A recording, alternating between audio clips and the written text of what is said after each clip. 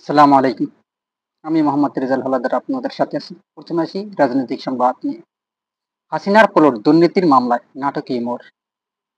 নভেম্বরের রায় অনিশ্চিত। বিস্তারিত। ক্ষমতাচ্যুত প্রধানমন্ত্রী শেখ হাসিনা সহ 23 জনের বিরুদ্ধে প্লট বরাদ্দ দুর্নীতি অভিযোগ করা পৃথক 6 মামলায় সাক্ষ্য গ্রহণের শেষ পর্যায়ে পলাতক এক আসামির আত্মসমর্পণের ফলে এসব মামলার বিচারক কাজ নাটকীয় মোড় নিয়েছে। এসব মামলার রায় ঘোষণা নভেম্বরের মধ্যে হওয়ার কথা থাকলেও তা আর হচ্ছে না। সাক্ষ্য গ্রহণের শেষ পর্যায়ে পলাতক আসামি আত্মসমর্পণ দ্রুত রায় ঘোষণার অন্তরায়ে বলে জানিয়েছে দুদক প্রসিকিউশন। ক্ষমতার অপব্যবহার করে রাজধানী উন্নয়ন কর্তৃপক্ষ রাজউক পূর্বাঞ্চল নতুন শহর প্রকল্পে সরাসরি সরকারি প্লট বরাদ্দ নেওয়ার অভিযোগে ক্ষমতাচ্যুত প্রধানমন্ত্রী শেখ হাসিনা সহ 23 জনের বিরুদ্ধে পৃথক 6টি মামলার বিচার কাজ ঢাকার 2 বিশেষ জজ আদালতে চলমান রয়েছে। ঢাকার বিশেষ জজ আদালত 4 এর বিচারক মোহাম্মদ রবিউল আলমের আদালতে বিচারাধীন 3 মামলার একটিতে শেখ রেহানা, টিউলিপ সিদ্দিক ও শেখ হাসিনা সহ আসামি 17 জন।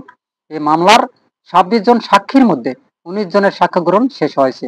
একই আদালতের আরেক মামলায় আজমিনা সিদ্দিক, টিউলিপ ও শেখ হাসিনা সহ 18 জন আসামি। এ মামলায় 22 সাক্ষীর মধ্যে 16 জনের সাক্ষ্য গ্রহণ করেছেন আদালত। অপর মামলায় বাদ ওয়ান মুজিব সিদ্দিক, টিউলিপ ও শেখ হাসিনা সহ 18 জন আসামি। এ মামলায় 28 সাক্ষীর মধ্যে 19 জনের সাক্ষ্য গ্রহণ শেষ হয়েছে।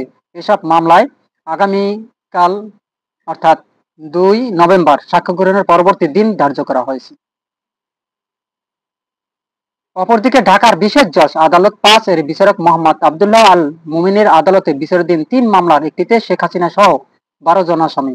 এ মামলায় 29 জন সাক্ষীর মধ্যে 28 জনের সাক্ষ্য গ্রহণ শেষ হয়েছে। একই আদালতে আরেক মামলায় সজীব, অজিত, জয় ও শেখ হাসিনা সহ 17 জন আসামি। এ মামলায় 27 জন সাক্ষীর মধ্যে 25 জনের সাক্ষ্য গ্রহণ শেষ হয়েছে।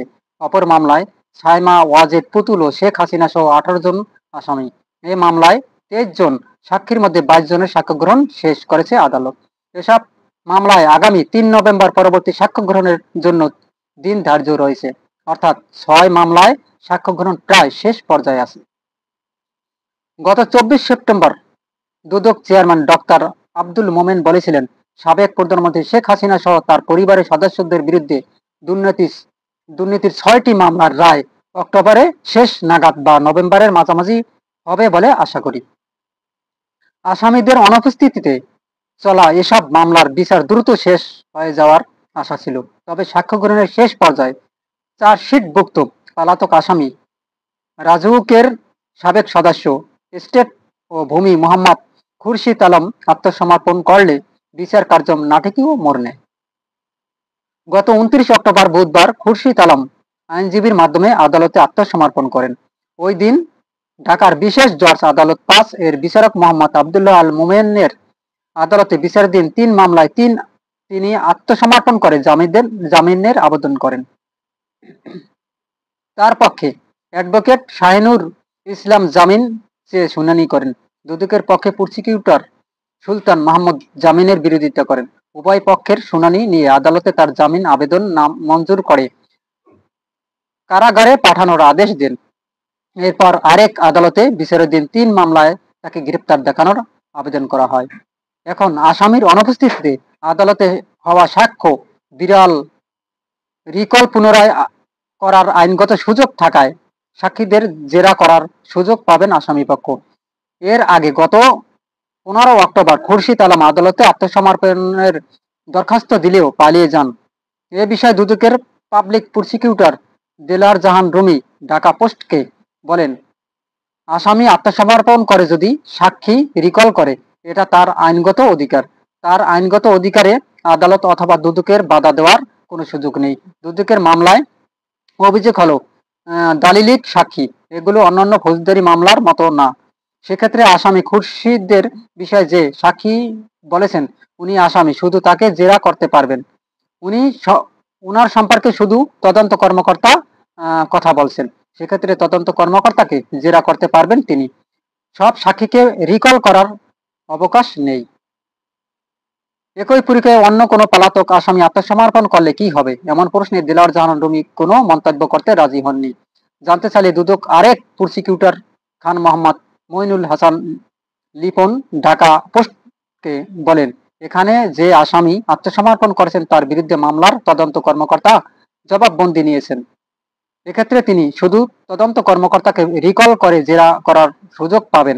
ইতিমধ্যে তার আইনজীবী তদন্ত কর্মকর্তাকে জেরাও করেছেন। তাই মামলার বিচার শেষ হতে যেমন বিলম্ব হওয়ার অবকাশ নেই। এসব মামলার অভিযোগ হলো দালিলিক সাক্ষ্য। তিনি বলেন, শেখ হাসিনা সহ ওই পরিবারের যারা পলাতক আছেন তাদের বিরুদ্ধে মিথ্যা তথ্য দিয়ে প্লট বরাদ্দ নেওয়ার অভিযোগ স্পষ্ট। তাদের ঢাকায় সম্পত্তি থাকা সত্ত্বেও তারা মিথ্যা হলফনামা দাখিল করে দুর্নীতি করেছেন। আশা করছি এ অভিযোগ প্রমাণ সাপেক্ষে তাদের সর্বোচ্চ শাস্তি যাবজ্জীবন কারাদণ্ড হবে। মাইনুল হাসান লিপন আরো বলেন, প্রত্যেক আসামির বিরুদ্ধে সুস্পষ্ট অভিযোগ রয়েছে, যার বিরুদ্ধে যিনি সাক্ষ্য দিয়েছেন আদালতে প্রয়োজন মনে করলে আসামির আত্মসমর্পণ সাপেক্ষে নির্দিষ্ট সাক্ষীকে রিকল করতে পারেন। বিচার শেষে করার ক্ষেত্রে সাক্ষী রিকলের প্রক্রিয়া যেমন একটা প্রভাব হিসাবে কাজ করবে না। আমরা আশাবাদী দ্রুত এসব মামলার রায় ঘোষণা করা হবে এবং আসামিরা পর্যাপ্ত সাজা পাবেন। আদালত সংশ্লিষ্ট সূত্র জানায়, যদি কোনো মামলায় অনেক সাক্ষীর সাক্ষ্য শেষ হয়ে যাওয়ার পর কোনো আসামি আদালতে আত্মসমর্পণ করেন এবং আদালতে সেই আত্মসমর্পণ গ্রহণ করে নেন, তখন আসামির আইনগত অধিকার থাকে তার বিরুদ্ধে দেওয়া সাক্ষ্যগুলো রিকল করার। এই রিকলের প্রক্রিয়াটি সাক্ষ্য আইনের 138 ধারা ও ফৌজদারি কার্যবিধির 540 ধারা অনুযায়ী সম্পন্ন হয়। সব আসামির যদি আত্মসমর্পণ করেন তাহলে সব সাক্ষীর রিকল করার সুযোগ আইনে আছে। এ বিষয়ে জানতে চাইলে আসামি খুরশিদ আলমের আইনজীবী শাহিনুর ইসলাম ঢাকা পোস্টকে বলেন, সাক্ষীর রিকল বিষয়ে আমি এখনো সিদ্ধান্ত নিইনি। গত বুধবার আমি প্রথম আদালতে উপস্থিত হই। মামলার রেকর্ড এখনো দেখিনি। আদালতে অনুমতির সাপেক্ষে মামলার রেকর্ড দেখে সাক্ষী রিকলের বিষয়ে সিদ্ধান্ত নেব। এসব মামলার অন্য কোনো আসামি আত্মসমর্পণ করার বিষয়ে তার সঙ্গে যোগাযোগ করেছেন কিনা তা জানতে চাইলে তিনি বলেন, এখন পর্যন্ত অন্য কোনো আসামি আমার সঙ্গে যোগাযোগ করেনি। কেউ এলে অবশ্যই আদালতে আত্মসমর্পণ করবেন। প্লট বরাদ্দের দুর্নীতি অভিযোগে এ বছরের জানুয়ারিতে পৃথক 6টি মামলা করে দুদক। এসব মামলার সাবেক প্রধানমন্ত্রী শেখ হাসিনা, তার ছেলে সজীব অজিত জয়, মেয়ে সায়মা ওয়াজেদ পুতুল, বোন শেখ রেহানা, শেখ রেহানার মেয়ে British MP tulip Rizwana Siddique, ছেলে বাদওয়ান মুজিব সিদ্দিক ও অপর মেয়ে আজমিনা সিদ্দিক সহ 23 জনকে আসামি করা হয়। মামলার অভিযোগে বলা হয়, সরকারের সর্বোচ্চ পদে থাকাকালে সাবেক প্রধানমন্ত্রী শেখ হাসিনা ও তার পরিবারের ক্ষমতা অপব্যবহার করেন। অযোগ্য হলেও তারা পূর্বচাল আবাসন প্রকল্পের 27 নম্বর সেক্টরে 10 কাঠা করে প্লট বরাদ্দ নেন।